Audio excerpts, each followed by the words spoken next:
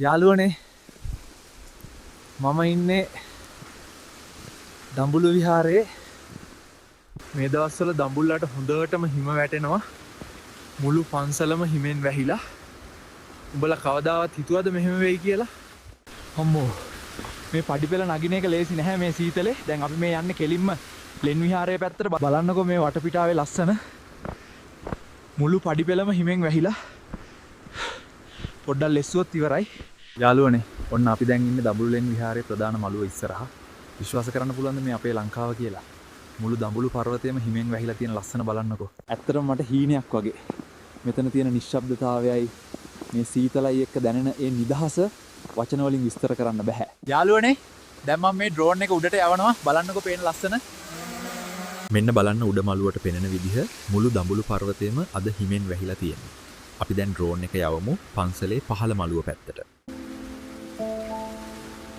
ඔයාලට මේ පේන්නේ පන්සල ඉදිරිපිටින් බලන විට පෙනෙන සුන්දර දසුනයි. හරි. දැන් අපි ලෙන් විහාරයේ ඇතුළට යන්නයි යන්නේ. ගිහින් අපි බලමු පෞරාණික බුදු පිළිම. අපි ගිහින්ම කතා කරමු. යාළුවනේ එළියේ තරම් ඇතුළට නම් සීතල නැහැ. ලෙන් විහාරයේ ඇතුලේ බලන්න දේවල් නම් ගොඩක් තියෙනවා අපිට. මම පොඩි දේවල් ටිකක් දැනට පෙන්වන්නම්. යාළුවනේ තඩෙන් මෙතන ලෙන් පහක් ඇතුළත බුදු පිළිම වහන්සේලා 150කට අධික ප්‍රමාණයක් වැඩ ඉන්නවා. විශේෂයෙන්ම මේ පර්වතයේ නෙලා ඇති සැතපෙන බුදු පිළිම වහන්සේ ඉතාමත් පුදුමාකාරයි. ඒ වගේම මේ බිත්තිවල තියෙන සිතුවම් අවුරුදු 2000කට වඩා පැරණි කියලා විශ්වාස කරනවා.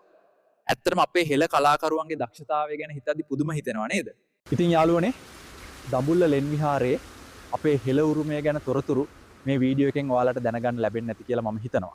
ඇත්තටම මේ වගේ පරිසරයක දඹුල්ල විහාරයේ අසිරිය විඳිනවා කියන්නේ මම ලබපු අමතක නොවන අත්දැකීමක්.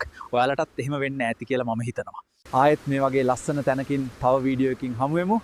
එතකන් හැමෝටම සුබ දවසක්.